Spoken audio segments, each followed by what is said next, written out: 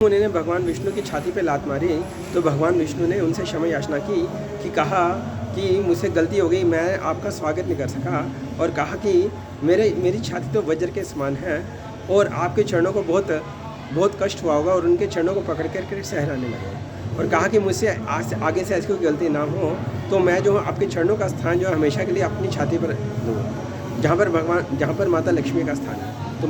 तो भृगु मुनि वहाँ से चले गए और माता लक्ष्मी ने उनको कहा कि आपने भृगु मुनि के चरणों का स्थान अपनी छाती पर क्यों दिया है, और उनके बहुत आग्रह करने पर उन्होंने उनके चरणों का स्थान जो अपनी छाती से नहीं हटाया, और माता लक्ष्मी जी रूठ करके वहाँ से चले गए। कोल द्वीप में जहाँ पर वराह भगवान ने हिरण्याक्ष का वध किया था, तब वराह भगवान जो है इसी कोल द्वीप में आए थे, और वहाँ पर जो है माता लक्ष्मी जाकर के तपस्या करने लगे। 1 साल के बाद सभी देवता भगवान विष्णु के पास आए, कहा कि माता लक्ष्मी को वापस लेकर के आओ।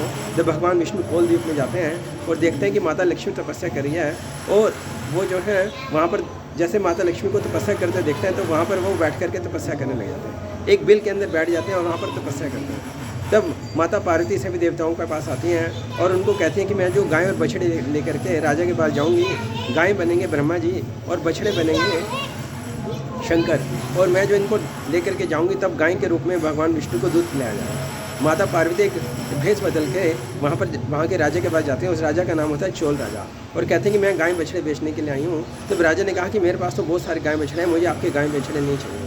तब माता पार्वती ने कहा कि ये गाय तो 100 लीटर दूध देती है, तुम इसको ले लो।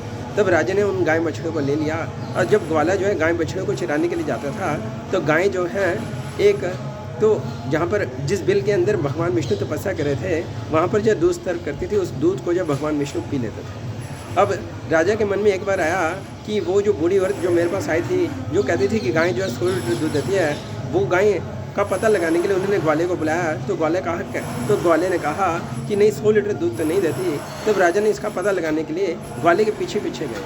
तब ग्वाले ने एक बार देखा कि गाय जो है एक जगह रुक करके दूध सर्व करती है, और जैसे उसने देखा तो गाय को जो है वो लाठी मारने के लिए गया। तो भगवान विष्णु जो है कैसे बर्दाश्त करते थे, तो वो जो है इतनी तेज़ी से प्रकट हुए शंख चक्र गदा पद्म के रूप में कि वो जो लाठी जो है भगवान विष्णु की ओर लगी, और उनके जो मस्तक से खून बहने लगा। तब भगवान विष्णु ने जो है राजा को श्राप दे दिया कि तुम जो है प्रेत बन जाओ, और उस ग्वाले को भी कहा कि तुम जो प्रेत बन जाओ, इतने बड़ा राजा होकर के तुम 2-4 लीटर के लिए जो इतना सोचते हो। तब उन्होंने बहुत क्षमा याचना की। तब भगवान विष्णु ने कहा कि मेरे वचन तो सत्य ही रहेंगे, लेकिन अगले जन्म में तुम राजा बनोगे, और तुम जो अपनी बेटी पद्मावती का विवाह तुम मुझसे करवाओगे। और ग्वाले को कहा कि तुम जब यह विवाह देखोगे तो तुम जो तो तुम्हारा भी जो उद्धार हो जाएगा। तब यही लीला समाप्त हुई, और भगवान विष्णु वहाँ से चलते चलते वो तिरुमला की ओर जा रहे थे, और रास्ते में जंगल में जो है उन्होंने एक बहुत सुंदर गीत सुना।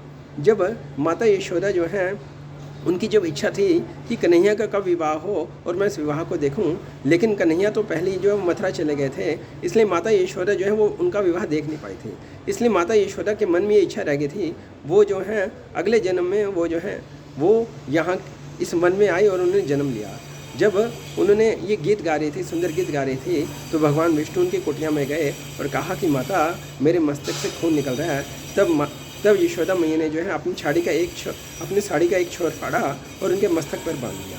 खैर जो जख्म था वो धीरे धीरे ठीक हो गया, लेकिन भगवान विष्णु के मस्तक से यहाँ के बाल चले गए। तो माता यशोदा ने क्या किया, अपने बाल निकाल करके उनके बालों के उस स्थान पर लगा दिए जहाँ पर भगवान विष्णु के बाल जो चले गए थे।